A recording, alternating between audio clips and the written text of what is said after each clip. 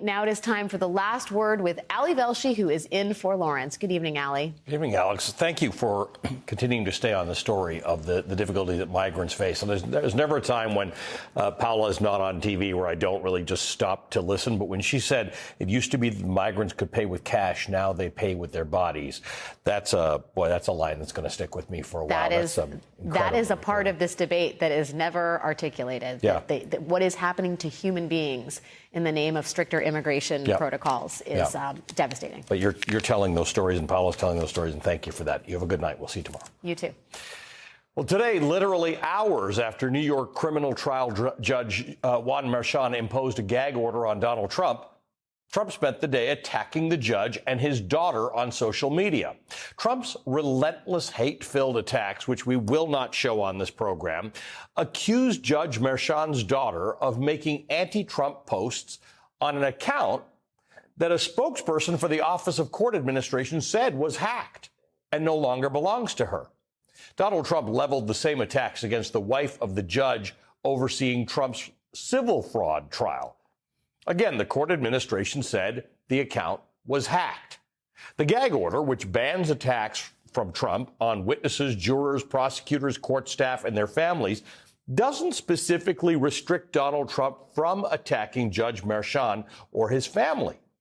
But it shows Donald Trump's utter contempt for the judicial system as he faces his first criminal trial starting in less than 3 weeks on April 15th. Judge Merchan's family has nothing to do with the criminal fraud case against Donald Trump, but Donald Trump knows exactly what he's doing.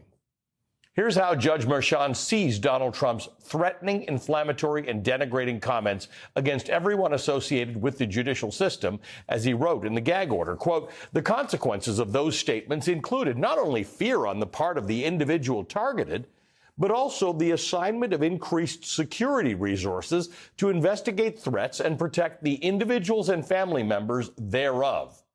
Given that the eve of the trial is upon us, it is without question that the imminency of the risk of harm is now paramount, end quote. This is how Donald Trump attacks the judicial system that is trying to hold him accountable. He runs to the cameras outside the courtroom, as he did on Monday, ranting about witch hunts and victimhood, while using social media to stoke anger against the innocent relatives of people involved in the judicial system. An NBC News analysis of Trump's social media platform found that his, quote, unprecedented attacks on the judicial system are frequently tied to developments in his court cases, and they at times have outnumbered his posts about his reelection bid, end quote. Donald Trump intends to use his criminal trial to undermine democracy by igniting threats around the judicial system, just like he sparked threats against those administering our elections. Judge Merchan, like other judges and prosecutors who are trying to hold Trump accountable, have been the targets of death threats, just as election workers and state and local officials have incurred the wrath of Trump and his followers. The Department of Justice announced this week that it's investigating dozens of threats made to election workers and has charged 20 individuals so far. 7 have been sentenced to more than 18 months in prison, including 2 who've been convicted for targeting Katie Hobbs, Arizona's former Secretary of State and now governor. Still, those threats have had a chilling effect, driving election workers to leave the profession. It's worth pointing out that Donald Trump has never ever lodged these kinds of attacks against Judge Aileen Cannon or her family, because Judge Cannon, who is a Trump appointee, has been doing everything she can do to help Donald Trump delay his criminal trial in Florida on his illegal retention and obstruction of classified documents. This comes as Donald Trump is running out of time again to post bond in his New York civil fraud judgment, even though it was reduced to $175 million from $464 million. He has until April 4th to post that bond, with an appeals court saying it would, quote, only delay enforcement of the full amount if he put up that lower figure within this window, and it's not immediately clear how he will come up with the money, end quote, reports the Washington Post. The New York Times has new reporting today dealing with how Donald Trump has paid some of his legal bills since leaving office. Donald Trump has spent over $100 million on his legal bills from his campaign coffers, according to the New York Times. Quote, the remarkable sum means that Donald Trump has averaged more than $90,000 a day in legal-related costs for more than 3 years. None of it paid for with his own money. Instead, the former president has relied almost entirely on donations made in an attempt to fight the results of the 2020 election, end quote. Donald Trump is using money he's raised by lying about the 2020 election, lies that threatened election workers and caused many to quit their jobs, to pay for his legal troubles. And now he's deploying that same strategy of lies and threats to a New York courtroom. Joining us now is Joyce Vance, former United States attorney and professor at the University of Alabama School of Law. She's co-host of the podcast #SistersInLaw, and she is an MSNBC legal analyst. Joyce, there is something about this that is personal for you, this business of threatening judges and their families and court employees. And this matters more to you than sometimes just casual discussions about the law. You know, it's not just a theoretical risk in my family, because my father-in-law was a federal judge on the 11th Circuit Court of Appeals who was murdered by a dissatisfied litigant who also seriously injured my mother-in-law. And what I think as I look at Donald Trump and his conduct is this isn't someone in the legal system. This isn't an individual who doesn't hold government office who's imposing risk on these judges and these jurors and these witnesses. This is the former president of the United States, the former commander of chief, who at this point in time, knowing that when he speaks, some of his followers listen and act, and he nonetheless proceeds to impose this sort of risk, really just putting a bullseye on the back of a judge and of that judge's daughter. It's tragic. It's unacceptable. As so many things with Trump are, I think sometimes we don't just stop and reflect on how wrong it is, how dangerous it is, how unfit he is for office. But in this instance, targeting the child of a public servant is just beyond the bounds. There's some specificity about this case that makes it interesting. We're still trying to learn more, but the court says that Judge Merchan's daughter's account was hacked. Something similar happened to Judge Engoron's wife in the civil fraud trial. That's right. Donald Trump seems to make these careless, irresponsible allegations, trying to imply that family members of judges and family members of prosecutors are against him, that they want to attack him. And something that you will not see him do here, or at least that he has not done in the past, is he will not walk it back. So he puts the allegation out there, whipping his supporters into a frenzy of support for him, but he never corrects it when it turns out that he was wrong. Let's talk a little bit about the gag orders. We started talking about them in part because Donald Trump was going after Judge Engoron's clerk. And the courts tend to be hesitant to make any sorts of gag orders or restrictions about judges, about prosecutors, about people who are actively involved in the case. But Donald Trump continues to push this line, particularly with Engoron's clerk.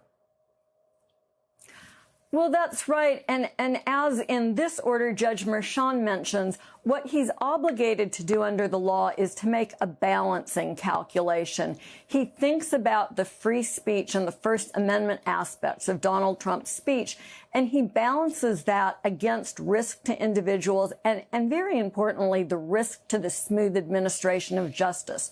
He is obligated to protect the integrity of the proceedings in his courtroom. And so he looks at all of Donald Trump's statements, and in his order, Judge Merchan says Donald Trump doesn't deny making any of these statements. He doesn't deny their impact on people. As you read, Allie, you know, people are frightened. People are terrified when this sort of conduct is directed at them. What Donald Trump says is, I have a right to speak to my followers. I have a right to speak to voters and be heard. And the judge says, you know, that's not the case. Under the law, we can engage in these modest restrictions. Those restrictions, though, don't extend to the judge. They don't extend to the elected prosecutor in this case. So at least those two people, their families are left out hanging. The judge can protect witnesses and jurors and others who work for the court. Joyce, good to see you as always, my friend. Thank you for being with us this evening. Joyce Vance.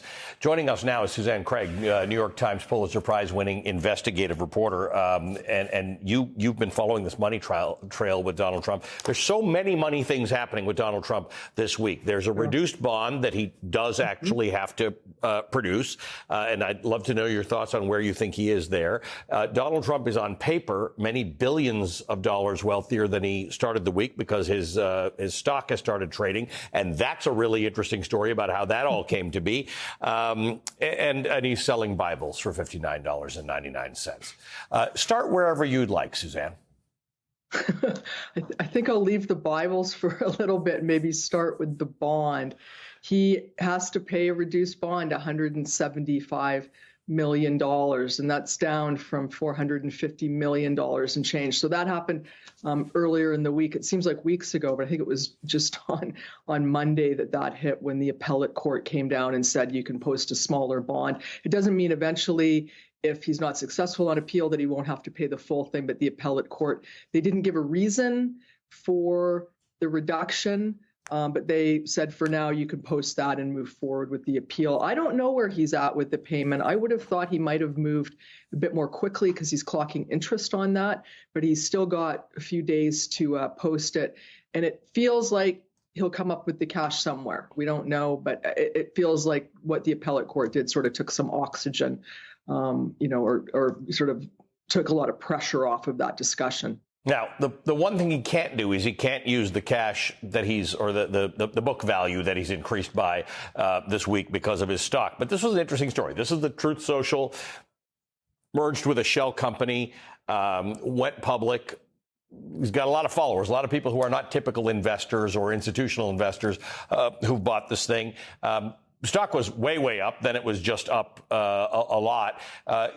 Tell me about whether this has any relationship to his financial troubles and whether he can leverage that money at all. So we don't know where he's going to get the money from. He said that he's going to put up cash, but you can get cash from a lot of places.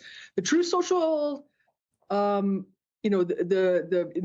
went public through this company, and it began trading on the NASDAQ under the ticker symbol DJT this week. But we don't know. It looks like right now he can't use his value of his shares, his equity in that, to meet the bond. But his shares are worth billions, but they're locked up until October. But there's talk that he could get a waiver potentially and maybe sell some shares. So we just don't know. I don't want to say with any certainty he can't do it. I'm always careful about, what I don't know. But it looks like the rules right now are he's got to wait 6 months to access those shares. And who knows what they're going to be worth in 6 months. So, there's speculation he'll get a loan off those shares. I don't know who would lend him money on those because you just don't know what it's going to be worth down the road. Well, in the old days, Suzanne, you and I used to know what a stock was worth because it generally followed a pattern based on what a company had earned or what a company was expected to earn. In this case, there's no relationship between the price of this DJT stock and what the underlying asset, Truth Social, earns. And I think it's really important to remember the revenue of this company is minuscule, and it's not making money. I mean, it feels like a sort of GameStop stock right now. I mean, it's these stocks are very speculative. I think there's a lot of people, supporters of Donald Trump, in there trying to push it up. I mean, it's a very volatile and high risk stock. So it could be anywhere from worth a lot more in 6 months to almost zero in 6 months. We just don't know. But, right now it doesn't look like he can immediately access it. But, the board, they're friendly to him. They may vote and allow him to do it. Or he may draw on his own cash. We don't know how much cash he has on hand. But, there's a sense that he may have enough to meet this. But we really just don't know. Suzanne, thanks as always for your great reporting on this. Suzanne Craig is a New York Times Pulitzer Prize-winning investigative reporter. All right, coming up, it looks like President Biden has called Benjamin Netanyahu's bluff. Today, the Israeli prime minister signaled that he is willing to listen to the White House's warnings about an Israeli assault on Rafah in Gaza. That's next.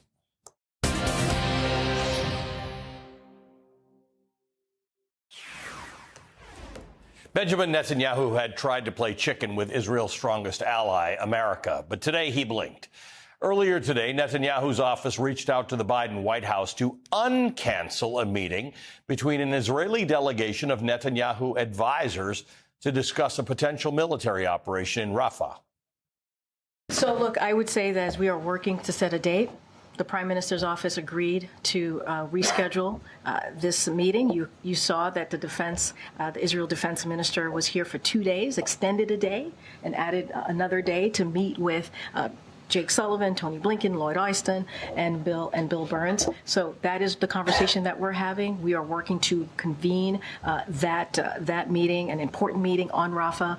And when we have a date, certainly we'll share that with you. That is what we know from our side. That's a major reversal from Netanyahu, who canceled the meeting 2 days ago in protest after the United States did not block a UN Security Council resolution calling for an immediate ceasefire in Gaza from passing. In a statement today, Netanyahu said, "My decision not to send the delegation to Washington in the wake of that resolution was a message to Hamas," end quote. Netanyahu can read today's American headlines himself. A new Gallup poll showing a majority of Americans now disapprove of Israel's military action in Gaza. 55% approval for Netanyahu's war has fallen since 14% since November. And this new piece in The Atlantic by Netanyahu biographer Anshel Pfeffer, titled "Benjamin Netanyahu is Israel's worst prime minister ever." He writes, quote, "Since his re-election in 2022, Netanyahu is no longer the center of power, but a vacuum, a black hole that has engulfed all of Israel's political energy. Most Israelis," he writes, "already realize that Netanyahu is the worst of the 14 prime ministers their country has had in 76 years of independence. But in the future, Jews might even remember him as the leader who inflicted the most harm on his people, since the squabbling Hasmonean kings brought civil war and Roman occupation to Judea nearly 21 centuries ago. Netanyahu's obsession with his own destiny as Israel's protector has caused his country grievous damage," end quote. Joining us now is Aaron David Miller. He's a senior fellow at the Carnegie Endowment for International Peace and a former Arab-Israeli negotiator. In fairness, Aaron, you have been saying since day one of this horrible, tragic war that there are parties on both sides of this that are not the right parties to bring a solution. And you were clear that Hamas is one of them and Netanyahu is the other. What Netanyahu has showed us is, in the face of all of the criticism he comes up against, he is intractable. I think that's right. I mean, the truth is, Eileen, thanks for having me. Benjamin Netanyahu wants to be prime minister more than any other Israeli politician who is relatively competitive for the job. He wants it more. He's desperate to maintain himself in power, and he'll do just about anything to do so. I mean, I would argue Anshel Pfeffer is a Netanyahu biographer. I think it's an extraordinary indictment that Anshel wrote in The Atlantic. But the reality is Israel now has probably the worst leader it could possibly have, a man who's on trial for bribery, fraud, and breach of trust, 3 years running in a Jerusalem district court. He's conflated his own political and legal travails with what he regards as the best interests of his country. That's not the kind of leader that you want presiding over the worst terror attack in Israel's history and the bloodiest day for Jews since the end of the Nazi Holocaust. So intractable, you're 100% right. And right now, irreplaceable. There's just no way to end his tenure, at least not for now. So Israeli leaders have often, whether they're military leaders or political civilian leaders, they've often softened their hard lines toward the end of their career in the hopes of creating some legacy, right? Generally speaking, a legacy of peace. That hasn't worked in most cases, but they try. Netanyahu has he's moved farther to the right. He's become more conservative. He's become more hawkish through his entire tenure. Is that something about him, or is that the politics right now, which you described, in that Netanyahu needs to be prime minister of Israel because otherwise he might face justice? No, I mean, I think it's political and existential survival. I mean, there is precedent for convicting Ehud Olmert, convicting an Israeli prime minister and having him serve time. Olmert served, I think, 14 to 16 months. He wasn't indicted when he was prime minister, which separates him from the current prime minister. But I think for Benjamin Netanyahu, the risk-averse Netanyahu of old, the one that Joe Biden referred half-jokingly as my good friend Bibi, has become a risk-ready, desperate prime minister whose maintenance in power is critical, probably to his freedom. It is only a matter of time, though, Ali, it seems to me, when this war winds down and the accountability of what's transpired over the last 2 years kicks in. I'd venture to say that next year at this time, if you and I are talking, Netanyahu will probably not be prime minister of Israel. On March 14th, you wrote an opinion piece called "Words Over Deeds: Why Biden Isn't Pressuring Israel," and it was a good long piece, and I read the whole thing, thinking somewhere in here there's going to be some little ray of hope and something you're going to tell me, some twist that's going to occur that's going to change things, and there wasn't. I read right to the last word. It's honest as you are. You're not seeing how this changes, how Biden looks at his domestic political situation, global opinion, American public opinion, and does something differently, even though he is no fan of Benjamin Netanyahu's. It's very well stated, and it's absolutely true. I think the president faces a real problem. Does he want to make a point, or does he want to make a difference? If he wants to make a difference and actually change the pictures in Gaza, get a de-escalation, surge humanitarian assistance, get a temporary ceasefire that could last for as long as 6 weeks, he has no choice but to continue negotiating or have Israel and Hamas negotiating. The Americans are mediating. My former colleague and friend Bill Burns is a central negotiator on the American side here. He needs that Israeli-Hamas deal. The problem is that the party that seems to be in a hurry to get such a deal is not Hamas, and it's not the government of Israel. It's the Biden administration. Yeah. And that's the real problem. He's in a strategic cul-de-sac, and frankly, I really don't. We're now in the 6th month of the war, almost in the 6th month of the war. There's still no way out, a strategic cul-de-sac. That's the real problem here.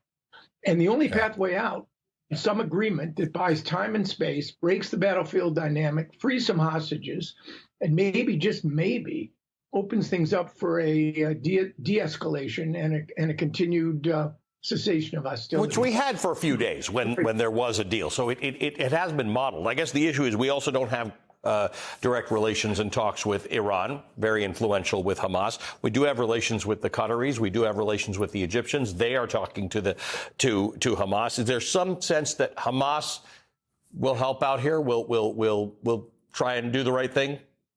You know, part of the problem is that the Yahya Sinwar, the architect of the October 7 terror surge, is buried in some tunnel 20, 30 meters below ground, either below Rafah or Khan Yunis. It's a wonder how they're communicating with him. And it's no wonder that these negotiations are slow and tedious. I think Hamas still believes they could trade tunnels and hostages for time. And they don't seem to be in any hurry to cut a deal, even though that deal would involve an asymmetrical exchange of maybe up to 1,000 Palestinian prisoners. And the government of Israel, let's be clear, Netanyahu, the longer this war goes on, the better for Benjamin Netanyahu. Maybe he'll end up killing Sinwar. Maybe the Israelis will end up somehow rescuing the hostages, and somehow he'll be able to redeem his political career. It's a really sad bet and an extraordinarily difficult time for Israelis and certainly for Palestinians. But this is why I recommend people read you, because you have not for a moment in the last 6 months postulated something that is hopeful but not likely to happen. This is unfolding, sadly, as you suspected it might. Aaron, good to see you as always. Aaron David Miller. All right, coming up, Democrats are planning to make abortion access and reproductive rights a huge campaign issue in November, but the strategy has already worked for one candidate. And in Alabama, of all places, you'll remember last night, if you were watching, the Democrat Marilyn Lands, who campaigned on this exact issue, flipped a seat in Alabama State House. She joins us next.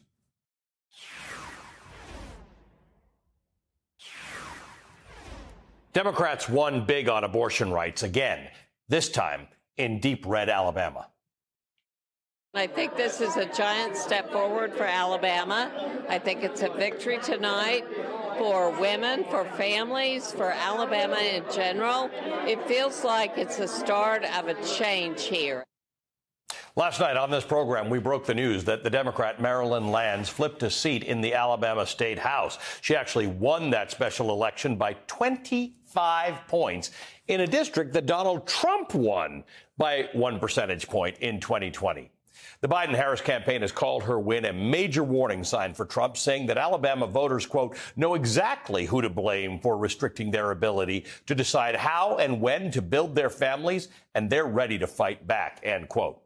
It's a seat Marilyn Lands ran for 2 years ago and lost by 7 points to Republican David Cole, who held that seat until he pleaded guilty to voter fraud in August.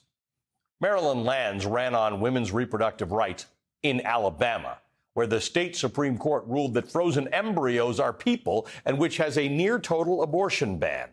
She shared her own experience with abortion in this campaign ad. I was pregnant with a baby who had a fatal condition and would not survive. And because of Alabama's abortion ban, we had to drive 10 hours to get the medical care I needed. I once faced a nearly identical situation, but was able to get the care I needed close to home. It's shameful that today women have fewer freedoms than I did 2 decades ago. We need to repeal Alabama's abortion ban and protect women's freedoms. And if you elect me, that's exactly what I plan to do. Joining us now is the Democrat State Representative Marilyn Lands of Alabama, who was sworn into office earlier today. Congratulations. Thank you for being with us. Tell us how you did this. How'd you turn this district around? Well, it was a pretty amazing victory. And I did not expect it to be the landslide it was. But we had so many conversations with people at the doors, and people reached out to me. And it was such a personal thing that everyone was sharing stories, and stories I hadn't told.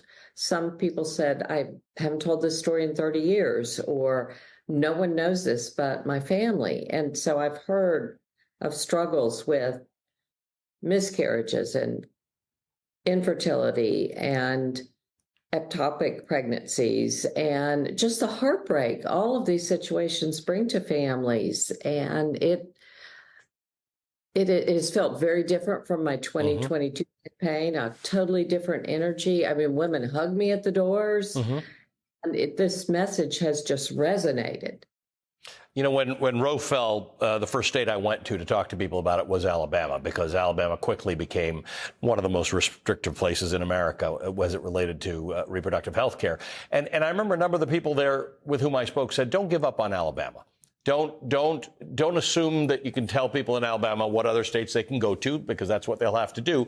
But don't let the fight in Alabama go out, because this is the front line of the fight, not just for abortion and reproductive rights, but for contraception, who knew we were fighting about IVF until recently. So the point was, pay attention to Alabama. Things can change there. And I was stunned by the IVF ruling. And I felt like Alabama has become ground zero for attacks on women's freedoms and reproductive health care. And yesterday's victory just showed that the people want something different.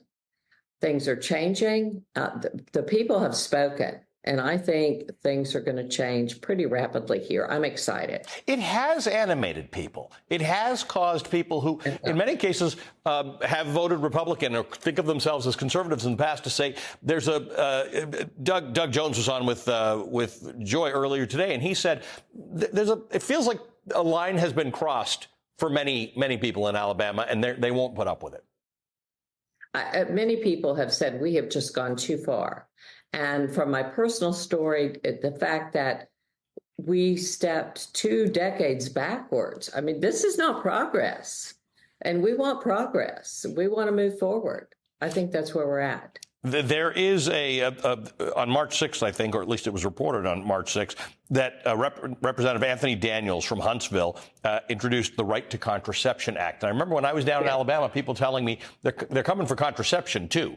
It's actually hard for women who are not covered or don't have insurance to get a doctor's appointment if they don't already have one. So this idea, even getting contraception, is something that has become more difficult in Alabama than it was before the fall of Roe.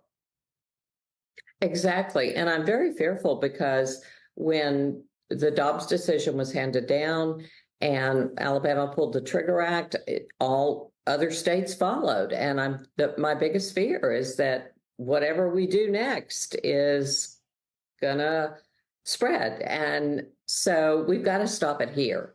And I think the victory last night really showed that that's what the people want.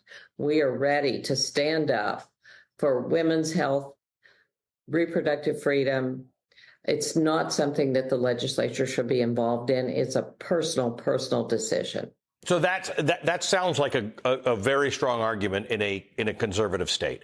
What does the rest of the argument look like when you saw Joe Biden and Vice President Harris talking about you as an example and about your campaign? How does it go in red states? Tell me what that argument is to people to say you've got to come out and vote because your rights are being taken away. I have found that, at least in this district, which does tend to be maybe a little bit different than the rest of Alabama, that many people who consider themselves traditional Republicans are standing with this issue. And especially when the IVF ruling came down, that there's just been this pushback that we have gone too far and we need to move forward. And that's what I think this victory signifies. Alabama State Representative Marilyn Lands, thank you for joining us this evening, and congratulations. Thank you for having me here. Thank you so much. Well, coming up, it isn't just Alabama. Democrats are looking at other red states to make reproductive rights a decisive campaign issue. Tomorrow, it will be all eyes on Florida for the same reason. We'll explain why. That's next.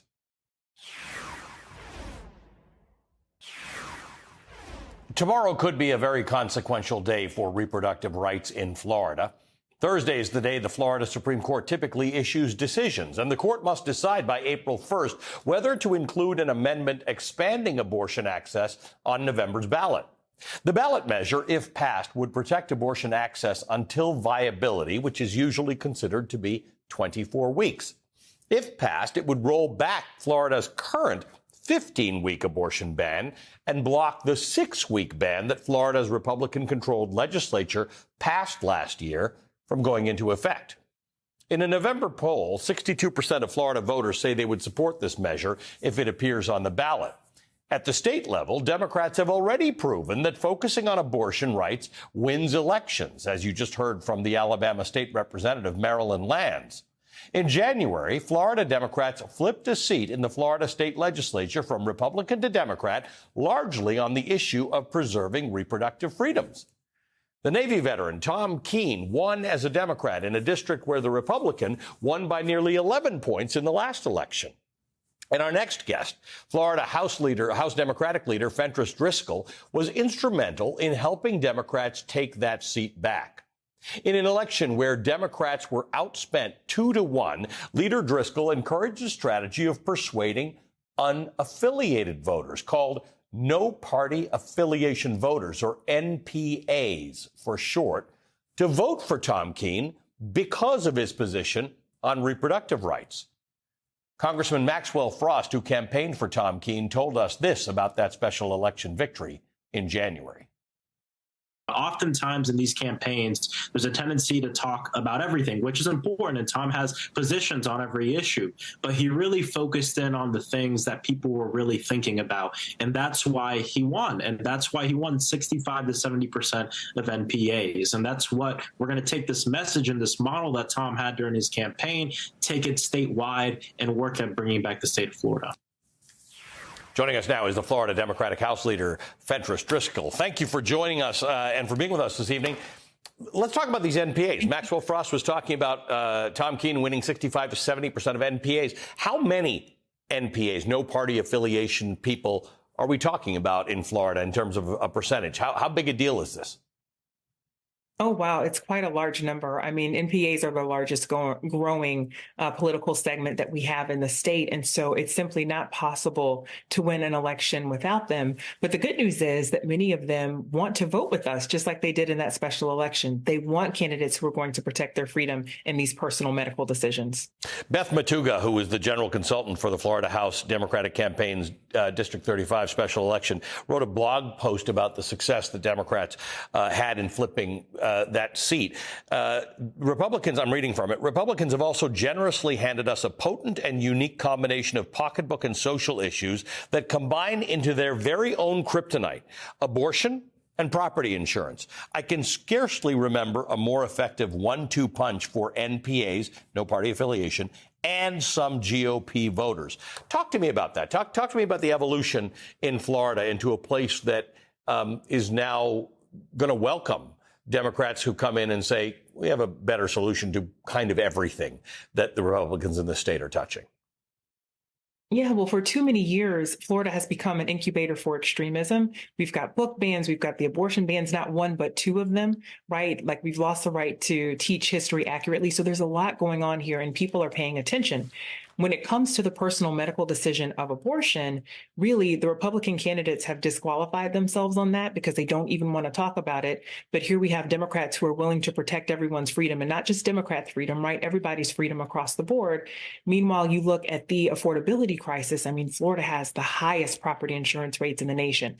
So we're able to disqualify the Republicans on abortion, but then come in with affordability solutions. And that is the powerful 1-2 punch that Matuga was talking about. I was just talking to Marilyn Lands about this in Alabama, where the things that Republicans are doing in Alabama are causing people who consider themselves traditionals, conservatives, Republicans in Alabama to say, this is too much. We're not interested in this. Tell me about Florida and how that's working. What's the relationship between people who identify as Republicans, but who are prepared to say, we need a different plan here? Right. Well, you can look at the ballot initiative that's going on right now to try to protect access to freedom, to reproductive freedom. And we refer to it as Yes on 4. And this is an initiative that collected over 1 million petitions from Floridians, right? Not just Democrats, but Republicans and NPAs. So the people of Florida have spoken very clearly in terms of what they want. Now we just hope that the Florida Supreme Court will listen. We know that in my caucus, we believe that every Floridian deserves the freedom to be healthy, prosperous, and safe. And that's what we will continue to fight for this November and beyond. Florida is always an interesting place to follow. Since the time that Barack Obama won Florida, the politics and the behavior of the politicians there has changed a lot. Tell me about what the shape of the effort to reclaim Florida looks like for Democrats. Is abortion going to be central to that attempt? I think abortion is going to be central to every conversation because it's top of mind for people. We saw what happened in Alabama with that IVF decision, and folks said, whoa, what is happening here? And we were like, yes, this is the quiet part that they don't want to say out loud. They don't want to just stop at abortion, right? Like, now they're looking at contraception and other things. So yes, it will be central to every conversation.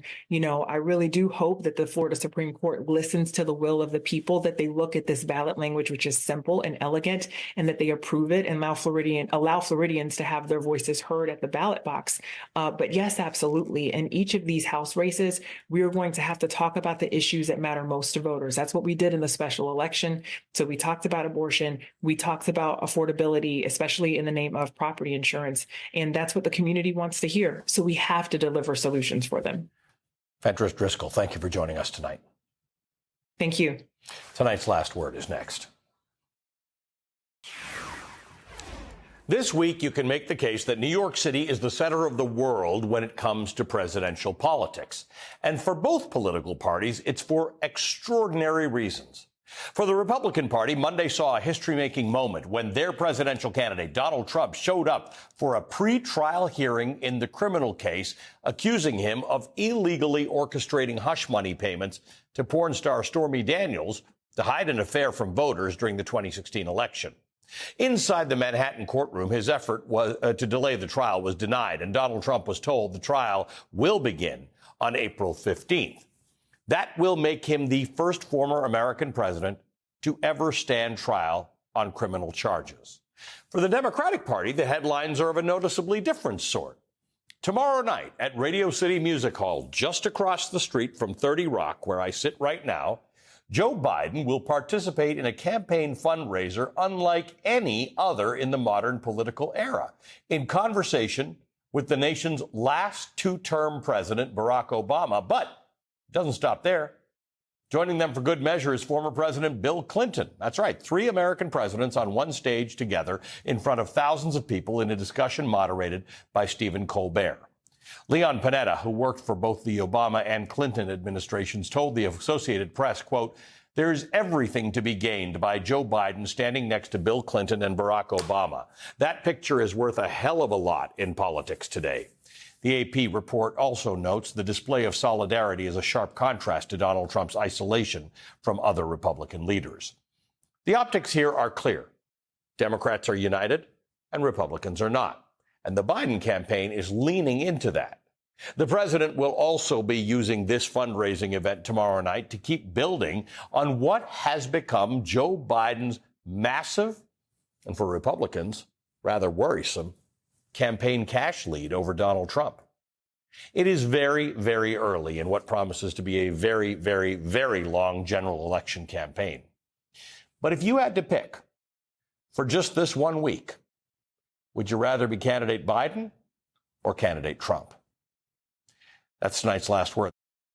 Hey everyone, MSNBC has a new and improved app. You'll get real-time alerts and analysis, live blogs, in-depth essays, video highlights, and the best 2024 election coverage. Download the new MSNBC app. Here's how to do it. You tap on the App Store on your phone. You hit search on the bottom right corner. You type in MSNBC. You click on the MSNBC app. You click on Get or the cloud icon and enjoy it.